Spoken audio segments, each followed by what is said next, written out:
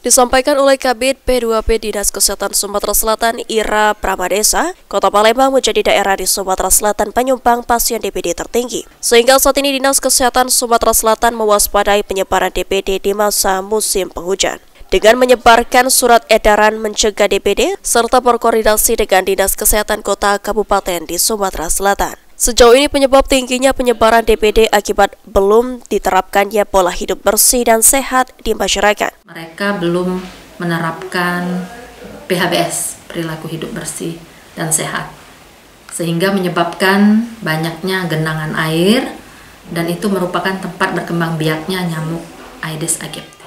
Di masa musim penghujan saat ini, Ira mengingatkan masyarakat untuk selalu mewaspadai genangan air yang dapat menjadi tempat berkembang biaknya nyamuk Aedes aegypti penyebaran dari DBD itu sendiri. Tim Liputan PAL TV.